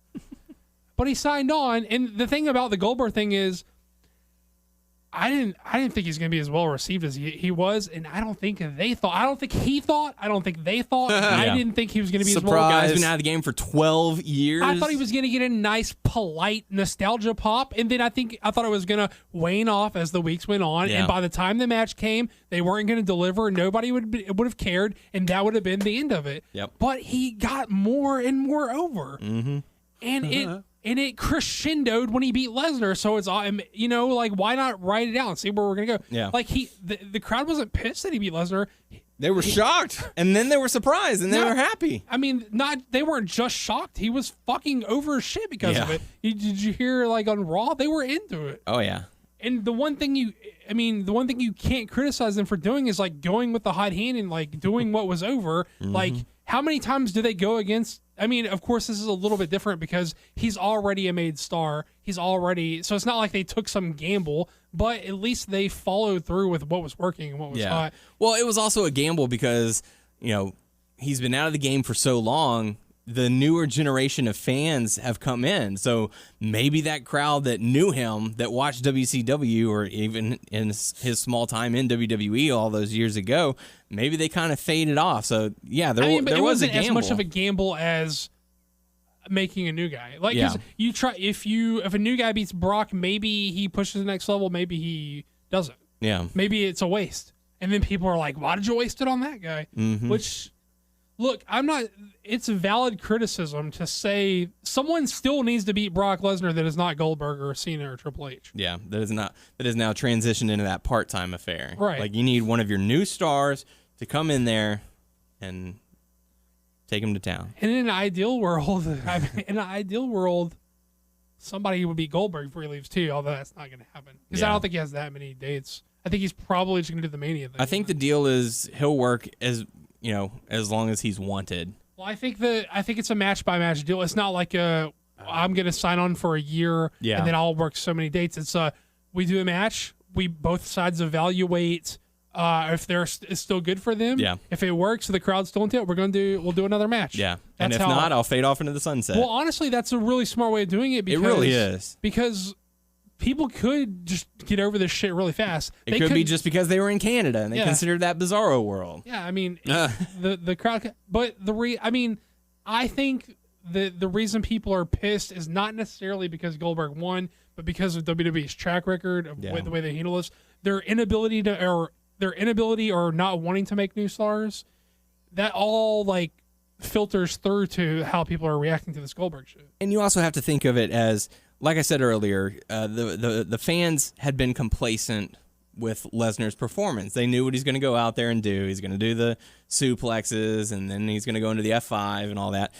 If anything, this might be a chance to reinvigorate Brock Lesnar. This is going to piss him off to no end. So he's just going to go off on a tear. He's going to destroy anyone who gets in his way with no remorse. I think this would be a great opportunity to, not that he needs to be rebuilt, but this is a chance to rebuild Brock Lesnar as, oh, you thought he was angry before? Now he ain't even going to deal with anyone's bullshit. He's going to come out there and just whip everybody's ass. See, I don't think this is going to, like, change the way he works or anything. I don't think he's going to, add things to the arsenal. I thought he was picture perfect in this fucking match. Yeah. I think it was a tremendous Brock Lesnar performance. Yeah, absolutely. The way he like sold I'm shocked by what's happening into like all right, you still got some old man but that sort of slowly transitioned from like what's going on to okay, I'm getting fucked up. Like the way he brought it back. I mean, what more could you do in a minute and a half that these guys didn't do? If you're going to have a minute and a half match, this is about as good of a match you can have, you know? Like, it was Goldberg, I mean, looked like a badass. Yeah. He didn't, like, fumble. Like, I know I was concerned where he sort of, like, lost his footing and fell over earlier. He was still fucking gay. You could tell he was gassed. And I thought, like, this is a minute and a half is a better alternative to, like, 8 minutes where Goldberg and Brock Lesnar are both gassed to the fucking gills and can't breathe or laying on the fucking ground selling. Yeah, save that for Mania. Yeah, well, I mean, yeah. Well, this gives you a time. Yeah, he can be working up to a longer match. But honestly, if Lesnar's gonna lose, it's better that it's like short and shocking than like like a like Yeah.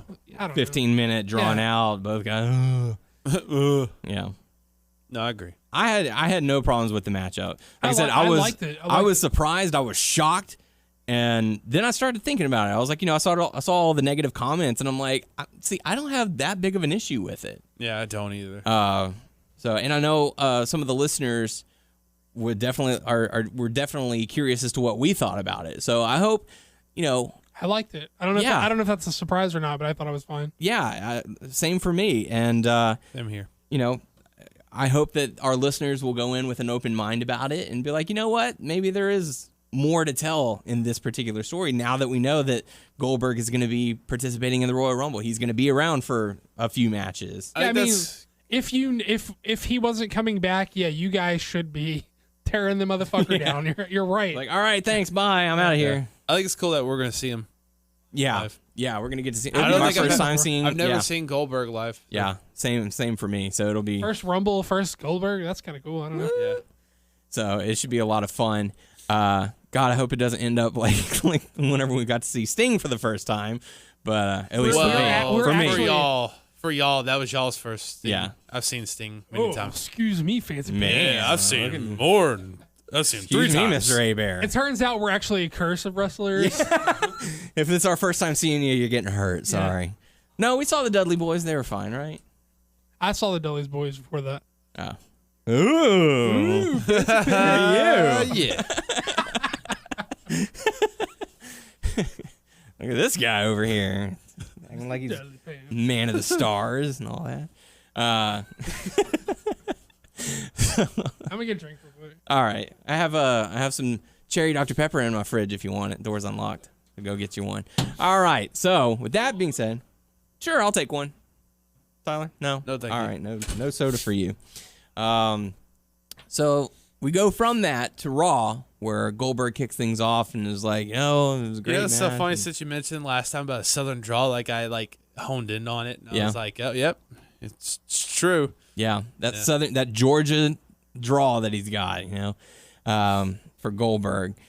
He came out, thanked the crowd for all the support, and said, well, after the matchup, Stephanie came up and was like, you did exactly what you said you were going to do. You think you got a title run in you? So he said, yeah, maybe I do. Maybe I got that. Yeah, I got one more title run. Give me that fucking belt. Everyone in the Rumble is next. That's essentially what he said, yeah. Bitches. Everyone in the ring is next. So I'm looking forward to Goldberg being in the Royal Rumble. For sure. For the sheer sake of I've never seen him before, and I'll get to chant the Goldberg chant. Yeah. So it should be a lot of fun. Hells yeah. The opening matchup, New Day going up against Cesaro and Sheamus. Now, they're starting to hone in on, they're closing in on history. They only have like a month left until they break Demolition's record. It appears now that New Day is going to start doing whatever it takes to make sure that they break history. See, I missed this. So what exactly happened? Well, I'm trying to remember. I know Xavier Woods got involved, caused a distraction, and ended up. I forget exactly what happened. Doug will probably remember when he gets back in here. But basically, New Day cheated in order to retain, to defeat Cesaro and Sheamus. And here he is now. Hey, Doug, what did New Day do in their matchup with Sheamus and Cesaro to retain their titles? I know Xavier got involved a little bit. Do you happen to remember? Yeah, they cheated.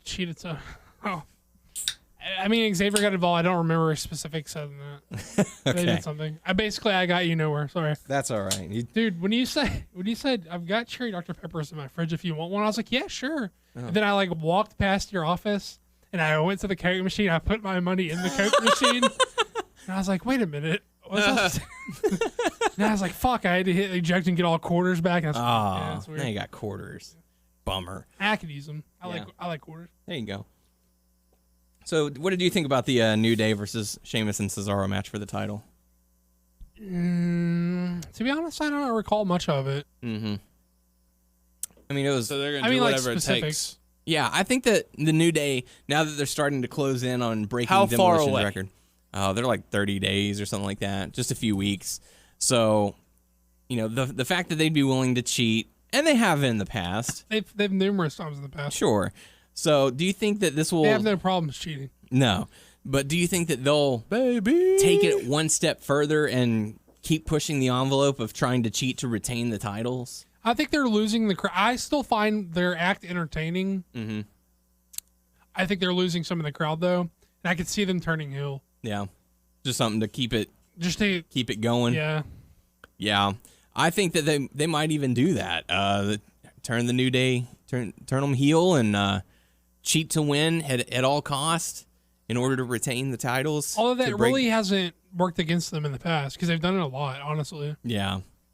So, we've discussed it before, and as we're getting closer, I'm sure we'll discuss it a few more times. Will New Day surpass Demolition? Yes. Yeah? I hope so. All right. I mean, they're way too fucking close. If they weren't going to do it, then they should have taken the belts off them a long time ago. Yeah. Especially at this point, now that they're mentioning the numbers and all that. They're way too fucking close. Or do they wait until like the week before, or have them lose it at a house show the day before they tie it or something? Nah, they're getting it. Nah, and then they go on a full-on heel mode. And we were on the cusp of history, and y'all took it from us. How dare you? They're getting it. They're getting it. All right. After that, we got to see some cruiserweight action. Cedric Alexander versus Daivari. I don't remember a whole lot about the matchup. Anything to really take away? Nah, it was basically a Cedric showcase match. Mm-hmm. The crowd was sort of indifferent until he hit the lumbar check. Well, the springboard handstand into the kick, and then the lumbar check. Then they sort of came alive for that. Yeah. I did not get home from work in time to see the pre-show, but I saw something about Alicia Fox and him. Like on the pre-show, she approached him and kissed him on the cheek and was maybe, I don't know. I don't know if she was flirting because it was a still picture that I saw. I don't know if it was a flirting thing or what, but yeah, that thing now. There was something on the pre-show moved on from Wade Barrett about Alicia Fox and Cedric. Do you guys know anything else about that? Nope. I do not. I did not catch the pre-show. That's the thing that happened. 3 hours is plenty on Monday nights for me. Coming off a 6-hour show? Coming after that. Or was it 5.5? That either way. Before that, then a 2-hour show before that. Yeah, with NXT. It is a lot. God, that was a lot to talk about. The highlight of the night, by far for me, that was not match related, was the highlight reel with Chris Jericho and Kevin Owens. Did y'all get to catch that? Yeah, of course. You missed 13 straight, 13 consecutive hours. Yeah, it's a lot. It's a lot. In 4 days, it's 13 hours. That's a lot, yeah. So what happened with the highlight reel? No. The only thing I caught was whenever they were talking, and it was like, hey, buddy, I would never compromise, it was like, oh, I'll never compromise your list, blah, blah. But who would?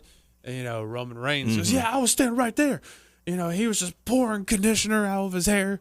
That's all I saw. They're playing off the Survivor Series match where Owens got himself DQ'd by using the list. And Jericho, my list. Right. All my personal thoughts and dreams. Which was a nice callback to the old list with all the holds on it, where he's sort of distraught and gathering up his shit. Yeah. And he has a thing for lists. Yeah.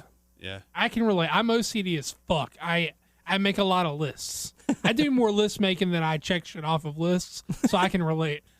Is that on your list? It is. We need a Doug's list. Yeah. Not to copy off of Jericho, but how long have you been doing a list? Many a year? I mean, it's not a one list. It's a many different lists for many different things. Okay. But for quite some time? Yeah, I'm an OCD fucker. Before Jericho made it popular once again. No, I mean, I'm not trying to siphon off his. Well, that's what I'm trying to say. Yeah. You've been doing it for a while, but So it's that way just people will be like, oh, well, Jericho comes up with a list. Now you got to have a list. No. It's not a list. It's many lists. It's the list. It's not the list. The lists. Many lists. The lists. You said that's a memorable thing, but what about the Enzo? Yeah, I mean, that was memorable. Not necessarily in the best way. I was watching that going, yeah, they are trying to cater to a family-friendly product. That was hilarious. Walking around naked. You got a big problem. I wouldn't call it a problem. It was weird to say the least. Yeah. I don't know where they were. I don't know either. It was just to set up the match? Yeah. I mean, is that it? Yeah, he's I like, guess. He could have easily accomplished that in a towel. I Like, don't come care. on, Enzo, open the door. Enzo is naked in Or the Cass. hallway. Got a problem? Yeah, you got a problem? No, I enjoyed the hell out of it. It was random as hell. Yeah, But, it was incredibly random, but it did set up the Rusev and Enzo match. So Yeah, it's just a really weird way to I'm set gonna it up. crush you like a can under a tire. But yeah, the highlight reel was by far my favorite part because, they did do the callbacks of, I used your list. Who cares about the list? Like they were teasing the hell out of them two splitting up. And it was like, oh, well, if that's how you feel about my list, maybe that's how you feel about our friendship. And if you feel that way about our friendship, maybe we should just go our separate ways. And it was like, oh, yeah? Well, you want to say who's to blame? Yeah, I'll say who's to blame. Go ahead, say it. Roman Reigns! At the same time, yeah, said it. it was hilarious. It was so good. It was so enjoyable. That was entertainment. We sort of glossed over how fucking over Jericho was. On Oh, both my these God. shows.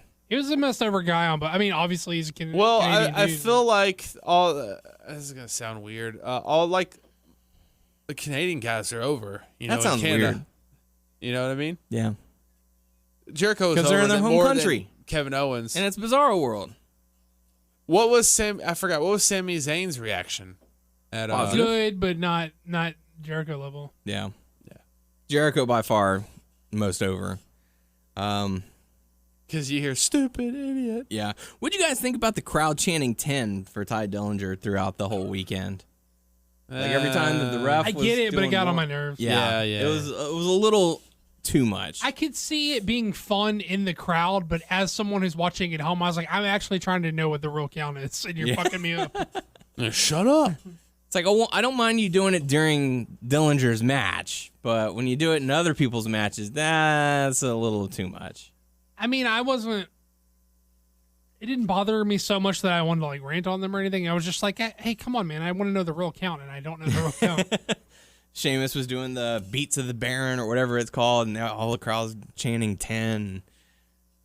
Yeah. Anyways. But yeah, Owens and Jericho, I'm so happy that they're best friends and that they're together. They have such good chemistry, and just the way that they carry on their conversations was great. He's supposedly not signed on for Mania, so do you think they write him out before then, or what? I don't know. I mean, I know that they've been kind of taking it as a month-by-month kind of thing, because they said that he was supposed to he said in an interview, he was like, oh, I was only supposed to sign on for like a 3-month deal, and I was on such a run that I was like, hey, let me sign on for 3 more, and then got to the end of that, and then I started teaming up with Owens, and things blew up, and I was like, yeah, let me sign on for a few more. So I think they're kind of just playing it month by month for Jericho, which I'm all for, as long as he's continuously doing positive things and getting the reactions like that from the crowd. My God. Yeah. Because, I mean, just think about how we were talking about him, prior to this run. I mean, 7 months ago, yeah. He was in a rut, to say the least. Oh, for sure. For And sure. that's not us being like looking for reasons to be negative. He just wasn't like. He was stuck. Yeah, his ring work was blah. His mic work, his character work was blah. It just was, And now he is the hottest thing going right now. Yeah. So, major props to him. Too bad he's on the Beach Show.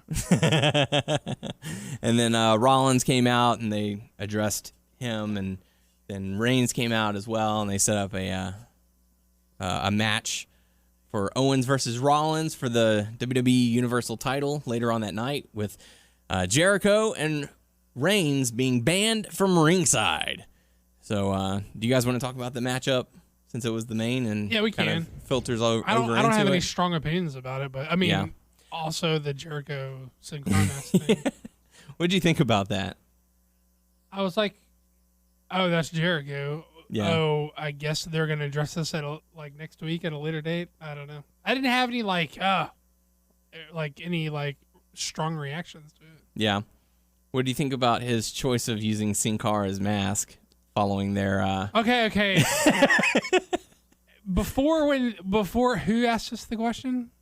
You deleted it. I deleted it. I'm sorry. Yeah, I'm sorry, I forgot the name of who had the question, but it didn't click. That's what he was asking me until you said it right now. Yeah. The reason that he's asking is because it was Sin Cara. He's They had, suspended. they had their little brawl. Yeah, I'm just gonna poke fun at him. Okay, now I love it. Now that someone screwed in the light bulb over my head and turned it on for me. Yes, It's like, was it intentional or did they just need a mask? this is probably a poke. I mean, It's like, for those who know, they get it. it's probably a poke. For those who Jericho. don't know, he's just wearing a Sin Cara mask. Yeah, I mean, okay, now I think it's funny. Also, I kind of want Hunico to knock his ass out. Yeah. I want Hunico to be pissed. Come out, you bastard! Yeah. But yeah, I thought the matchup between those two was pretty solid. I enjoyed the brawl through the crowd, the little spot that Rollins did where he dove off the top, and similar to what they did as the that final Shield match against Evolution. It was nice. I enjoyed it. Didn't have any issues with it. So, Nah, that's fun. Rusev. God, I can't believe I didn't get that. That's what I it didn't was. catch it either until I sat there and thought about it for a while. And I was like, oh, okay. I feel so stupid. Man. I wish I would have caught it like right when it was happening. I probably would have laughed pretty hard. I wish I had understood that's what the dude was asking us at the start of the show. Oh, That's yeah. why he's asking about it. God, Yeah. that's yeah. Okay, I like it a lot more now. Let's see. Rusev defeats Enzo as expected. Hey, surprise! Golden Truth and the Club are in a #1 contendership match, Like what? which I found, That's the thing that happened. yeah. And surprise, the Club wins. So for the first time ever, we're going to see the Club against the New Day for the tag team titles. The Serious Club. The what? Yes, they're serious now. Super They're not doctors. super serial. And that reminds me of one of the conversations that I think it was during Survivor Series. It was either during the pre-show or it was behind the scenes where James Ellsworth was getting ready and the Club shows up. Did that happen during Survivor Series? Yeah, Yeah. that was. Yeah. I think it was during even. Okay. And they're poking fun at him and doesn't have a chin. They're making their stupid little puns. And then Foley shows up. He's like, "Would you like me to make fun of you guys because you're bald?" And you go, "Dude, we shave our head. Like, there's nothing that can fix it." just little things like that. But the Club ends up defeating Golden Truth, so they're the #1 contenders. As punishment for losing his match, This was very weird. this was so out of Mick Foley's character. This was so out of the logic of it all. Well, was it Stephanie's behind it though? No, it was Foley's idea. He pitched it Oh, that's weird. because he was like, "Hey, you came up short. You lost. You didn't bring home the Intercontinental title, so I'm going to have to put you in a match against Braun Strowman." And then he high-fived Stephanie McMahon afterwards. He seemed like hesitant about it, but still, he was the one that brought it up, so it was weird. Yeah. It just seemed like the weirdest thing ever. And then, whenever Strowman was really taking it to Zayn, he came out and stopped it. And he was like, "This is enough," or whatever. He's been punished enough. He's learned his lesson. I mean, I get that they're trying to be like this. These are the stakes for like not representing the brand. It's Survivor Series, but still, it's just very out of character. Where's the punishment for Team Raw I for know, the right? Survivor Series matchup that didn't bring home the victory? They don't have anything going for Sami What Zayn. we sort of Yeah. didn't talk about with Survivor Series is that we sort of glossed over like Smackdown winning the main event. Like that's Yeah, that's kind of a big deal. that was their bragging right. Yeah. Yeah. I mean, I get that Raw ran the rest of the table just so that SmackDown could have like the main event, but that was still kind of cool. Yeah, I mean, the A show's got to go over. sure. Which is why SmackDown won. That's what I'm saying. Yeah. What did you guys think about the alternating commentary tables? Did you guys notice it? I Anything? noticed it, but it's so hard to like put together like exactly what's happening just because there's so many voices. Yeah. Yeah. Like I know that people are rotating in and out, but I'm not like now I noticed that so and so and so and so are gonna talk. Yeah. It's I just- did notice because I was like, that's What? weird. I was like, he's there then, but then he's not. I don't know. Yeah, like for the Raw specific matchup, it was just Cole and Corey Graves, and then for whatever they mixed and matched, which I thought it was fine. It was I just wanted to bring it up. Right. So yeah, Braun Strowman defeats Sami Zayn via ref stoppage, and what kills me is that they did a WWE.com exclusive where Sami Zayn's like being tended to by medical, and they're like, dude, are you okay? And he's like, well, just let me stand up. And, he's like a little, woozy from the beating that occurred. And Mick Foley's like right there by his side. Like, dude, you put him in that position. Right. What kind of general manager are you? Try to act like you're all concerned now. Yeah. Buddy. Like, you put him in that match, jackass. So I would fully expect to see Daniel Bryan reach out to Sami Zayn in some form or fashion, similar to how he's doing to Cesaro, saying, hey, why don't you come on over to SmackDown? We'll treat you right. Heck yeah, man. Trying to trade Miz or Baron Corbin. Yeah, trade both of them. I don't care. That's fine. Well, I mean, those are the people he's like kayfabe, like at odds with. Mm-hmm. Like, you know what? We gotta switch this up a bit. Yeah, I'd be full on to see Sammy and Cesaro switch over to. I think he's a good SmackDown. surrogate to feud with the Miz on Bryan's behalf. Yeah, he's like a nice underdog that stands in for Bryan. They both have beards. They both wrestled under a mask. Yeah. So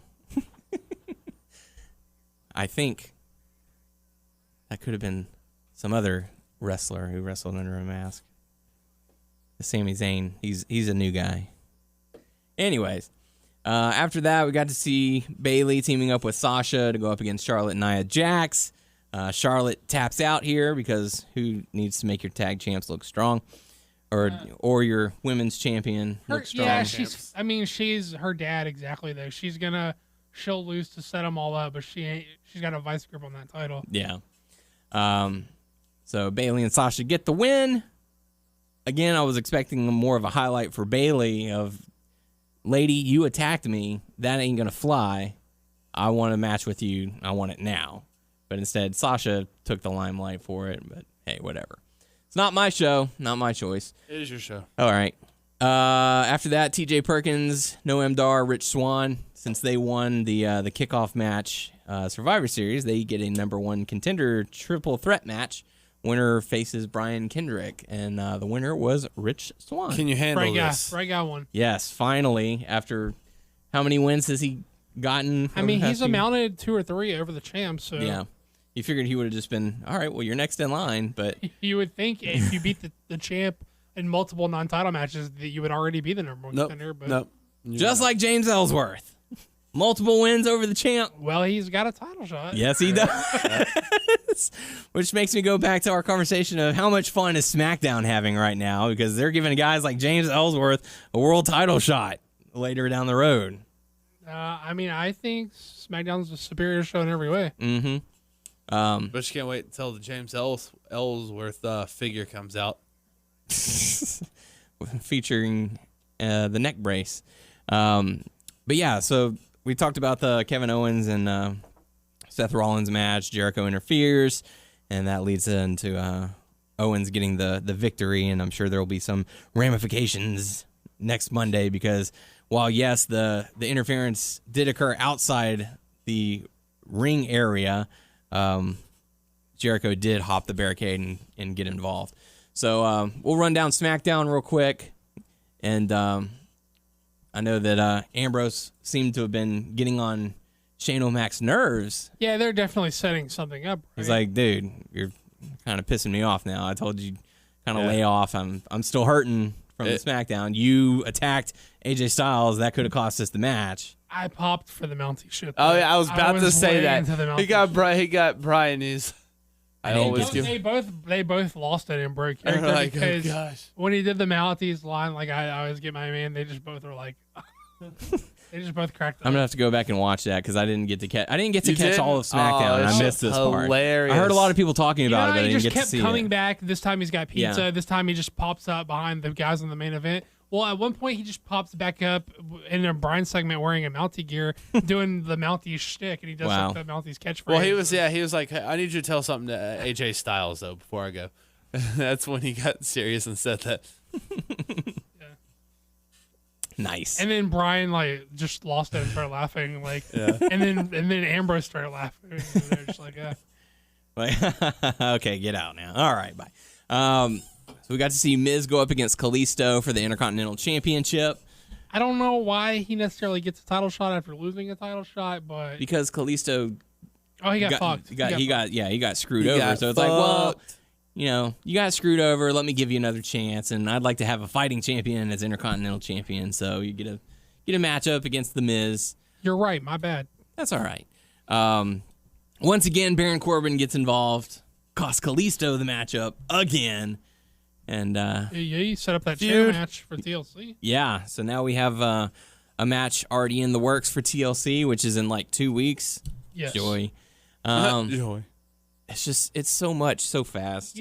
I would normally be like, it's too many shows. But coming off the highest Survivor Series Yeah. and how good and consistent SmackDown has been, Yeah. you know what? I want to go into TLC with positivity. I think it's gonna be a good show. So we already have AJ versus Dean scheduled Yes. TLC. We've got Baron versus Kalisto in a chairs match. Right. Miz versus Ziggler they set up. Yeah, Miz versus Ziggler. I want to say, Hopefully this is a blow off to that. didn't they set up a ladies match for tables? Or did I just come up with that They in my head? set up Nikki and Carmella, that's what it was. It's gonna be like a no DQ. It was very That's vague. what It was it like was. they didn't say. They're just like there are no rules or something like that. So because it's a no DQ match. you think they're gonna do? Also, they set up Wyatt and Orton versus Yeah. Rhino and I So didn't is see that Orton part. gonna turn on? Bray? I keep waiting for it to I happen. don't think it's but gonna happen. I don't know. I think eventually, but not as soon as I thought this was like a month, maybe a 2-month angle where he's gonna turn. Yeah. I think he's gonna be with him. I was waiting for him to do it at like Survivor Series. Or Okay, something. I haven't been the highest on Orton in a while, but I think it's a good place for him right now. It just doesn't fit for me. He looks so out of place. It doesn't. I don't like it when he tries to act like the Wyatt's act, but if he's just like Orton, who's just like, fuck it, I'm just with these dudes, he's like sort of his dick self, but he's just running with them, I'm fine with that. Yeah. But I don't like where he's trying to act real trippy and stuff. It's like, yeah, you just don't fit, dude. You don't like the glowing eyes? Nah. Well, I mean, other than that, what else has he done? He's just been in the video packages with them and just talking. Yeah, he's just sort of standing around like. you He know. just looks so out of place. I don't know. I don't mind it. I thought I was Yeah, I going to don't have a mind lot bigger of a problem with it than I do. I don't mind it. But congratulations to him for becoming a father. If he wasn't already, I think he was already, but they welcomed he and his wife, I believe. I think he's got a couple. Yeah, they welcomed a new baby to the world. So congratulations. American Alpha, I didn't get to catch this matchup, but American Alpha apparently won Tag Turmoil. Yeah, that's how they set up. They ran through all the other teams on SmackDown, and they thought they won. Like, they get the title shot, but then Bray comes on the big screen with Orton and Harper, and he's like, you thought, like, you ran through all the teams, but... That'll teach you to think. Yeah, next week it's them. Yeah, next week you're getting fucked. Next week it's them versus American Alpha. Yeah, That's just the like full that. title shot. Those words exactly. Yes. Oh. I figured they wouldn't get away with that on SmackDown. But And I think this is actually going to be the tables match. Interesting. Like Rhino, and then also... Sure. Gore through the table. It's an Oh my easy God. way. It's an easy way to like protect someone. Yeah, it sells itself. Didn't get to catch the Becky Lynch versus Natalya match. It was fine. Yeah, Becky gets the win. What do you guys think of Natalia's new thing where she like quotes songs like as her promo? Did you not see her? My Heart do Will Go On. Yeah, it's the only. What was the other one that she did? What did she do for Survivor Series? It was against Alexa Bliss, or she did it with Alexa Bliss, and Alexa she was Bliss like, is in- "Really? You did that?" Alexa Bliss has been present for all of them, and every time she's been like, "What in the fuck are you talking about?" But like as soon as she said it, I knew I caught the reference, and I knew that it was very old. And I'm like, "Oh my God, I'm getting." Oh, that's the I'm getting one older. where Dean Ambrose was there. He goes, I got it. I caught it, and I like it. Yeah. I don't remember what it was. He though. didn't, he wasn't. He was like he said was it. leaving. He like walked off and he said it from off camera. You can hear him say, "I got that one." Weird. But Becky Lynch defeats Natalya. Match of the night, Baron Corbin going up against Kane. Ends up in a DQ. Oh, I'm The main kidding. event was a match of the night. I'm kidding. Oh, I thought you were shooting, brother. No way, man. Baron Corbin defeats Kane via disqualification. Shoot from the hip. That takes us into the main event. James Ellsworth going up against AJ Styles in a ladder match. Oh And my if you can- God. if you can wrap your mind around it, in a ladder match Oh my God, for a AJ contract/title opportunity. AJ Styles is so fucking good, and Ellsworth is so good at this role. I don't know. He looks the way he's such a good promo for his character. He's not like someone who's going to talk you into main event, but for how he's presented, his promos are like perfect, and his selling of like the neck constantly perfect. Have you guys listened to his interview on Talk Is Jericho? No, I haven't. I would highly recommend it because I actually listened to it during my lunch break one day, and he talks about, he's like, look, I know what I look like. I know that I'm not main event. I will never be in that position. I know I'm the weakling in the eyes of the wrestling fan. I am that. I know my place. I know I'm there because Vince thinks I look funny. I get it. Well, yeah. He was like, I know what I look like. I know what my place is. So I've spent so many years making sure that if I'm going to do it, I'm going to do it right. So that, just to hear him talk about it, he understands. He's a guy who gets it. He knows what his role is, and he knows how to sell it. It just goes back to what we were talking about. Like when it first happened, he's like, this guy knows the deal. He knows. Yeah. And like, if he's given an opportunity to do something with his career, even at the expense of like even knowing the joke's on him, yeah, like why not fucking go for it? And he does it. I feel like, say, WWE's done with him later on or whatever. He's gone. I think he signed a 2-year deal. Oh, did he? Yeah, they signed him to a full-time gig. That's awesome. Yeah, because he... It wasn't just on Smack. It wasn't just like an angle that they gave him a contract. They really gave him a contract. Yeah, over the weekend, he announced at his last indie show, like he was like, I've stopped taking bookings. I've signed full-time with the WWE. That is too cool. Good for him, man. Yeah. That is so cool. Yeah. I mean, I know there are a lot of people going out there going, what the hell? Why are they giving this guy the world? Watch the show. It's been fucking fun. Yeah. Yes. He's out there and, he's doing a fine job. Dude, he is so great in his role. Yeah. This match. And the fact that you can see like how humble he is even in the ring. Like in the opening segment where he's talking to Shane and they offer him, Dean's like, "Oh, surprise, it's a contract." And you see James like reach his hand over. He's trying to shake Shane's hand and is like, "Dude, thank you so much." Like, obviously he knew what he had known prior to, but yeah. The fact that he's able to come across as the humble guy is like, "Look, I know I don't deserve this, but you guys see something in me." And I'm gonna make them both. Next year, he's gonna be playable. 2K. He's gonna be DLC for sure. 18. At least any man with two fists has a fighting chance. Man, the 3 whole in thing, WWE 2K18. When AJ like slapped the shit out of him and had him underneath he has him down. He slaps the shit out. He puts the ladder on top. He's like, "Now you don't go anywhere." He fucking starts climbing the ladder. Mm-hmm. And when fucking Ellsworth dumps the ladder, he takes that stupid bump. Woo! And it was just when he hits the no chin music, and then AJ gets his foot caught in the ropes. So good. Oh yeah. How can people be mad about this? It's so good. Because people just dislike Ellsworth. I've seen it's people the same online. kind of people who dislike Daniel Bryan. Oh, he's not the big guy. He's not this particular size. What he I need to doesn't do look this is way. I need to show my dad what's going on in wrestling. I would love for you to record his reaction. I think Ellsworth would cheer your dad up. Hopefully, this guy's gonna get killed. What is he doing? Oh my God! How great was the interaction between Braun and James Ellsworth at Survivor Series? He's like, "Don't I know you from somewhere?" He's like, "No, you don't. I'm out of here. I gotta go." So, just the small things. So again, major congrats to James Ellsworth. Regardless of people think you deserved it or not, you took the ball and you ran with it. So if you're sleeping on SmackDown, you're sleeping on the A show. Yeah. So that pretty much wraps up SmackDown. Going to some hot topics. If you have a smartphone, which most of you do these days, WWE is going to be releasing their own emoji app, and it's going to be available for $1.99 on iPhone and Android. It's already out. I looked at it. Oh, there you go. I thought it was free. I was like, let me download this, and it's like $1.99. $2. What the fuck? Feh. So that goes automatically into your text messages. Well, you'd have to set up your keyboard, but yes, similar People how you can do receive it. Yeah. So they'll see Macho Man and other kind of interesting things. I'll have to take a look at it. James Ellsworth like all the time. There you go. I don't think he's in it. Damn Not it. yet. For those of you who are curious about Shelton Benjamin, as you know, he's been suffering an injury. He's been out for a number of months. He sent out a tweet over the week saying that he does expect to return to WWE whenever he is fully recovered, and the timetable is looking at 4 to 6 months from today. So still a journey to go. But speaking of someone who's out, who may be coming back soon, hear about Finn Balor and that show? I don't know. That was over the past weekend. ICW. Yeah, and did he attack Drew Galloway? Yep. That's weird, huh? Isn't that strange? Well, to get involved like that.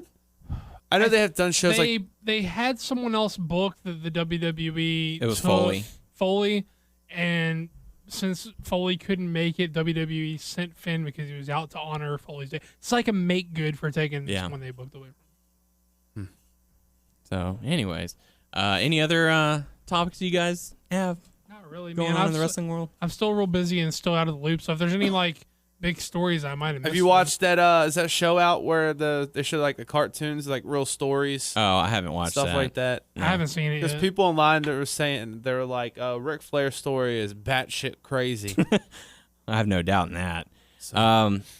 I didn't get to catch it, but it is on my DVR, and I might watch it one day. Where they had Aztec Warfare 3 for Lucha Underground, and the new champion currently is Sexy Star. So congratulations to her. Yep. So I know they posted a video. Dude, they have because I haven't caught up with anything in a long time. They got a bunch of new people. Paul London, his crew, the Rabbit Tribe. Mm-hmm. They even have, he has a different name, but AR Fox is in it. It's Nice. something Fox. I don't know.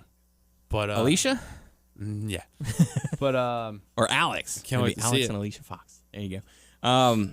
But yeah, they posted a video on the Lucha Underground Facebook page where Sexy Star delivered a speech saying, I've worked so hard in this position. A lot of people said I couldn't do it. And, for all the ladies out there, you are sexy. You can be a star. You can be a champion if you believe in yourself. you can be a sexy champion. Can be sexy. That's right. So it was a really fine speech. So Can I be sexy? Absolutely, you can't. Because you're already sexy, Bear. Come on now. But yeah, I think that's pretty much going to do it for us this week. So if you have any questions for us, feel free to leave us on our YouTube channel, WNS Video, also our Facebook page, WNS Podcast. Check us out on WrestlingNewsSource.com and WrestlingNewsSource.com on Facebook, and subscribe to our show on iTunes by searching Wrestling News Source Podcast. We're on Stitcher, Beyond Pod, Player.fm, Satchel, Purse, and you can find us on Not Purse. everything. Not Purse. Just said that. Not Purse. WNS Podcast. Yes, you can follow the podcast on Twitter at WNS Satchel. Podcast. Daniel's at WNS_Daniel. And Wallet. Tyler's at Tyler_Aber. And Fanny Pack. And Fanny Pack. And Wallet. Yes. And Checkbook. So there you go. That's going to do it for us this week for the podcast crew. I am Daniel Herron. Happy Thanksgiving. Happy I'm Tyler Thanksgiving, Abear. everyone. Eat some ham. Oh, I'm done. And we will catch you all next week.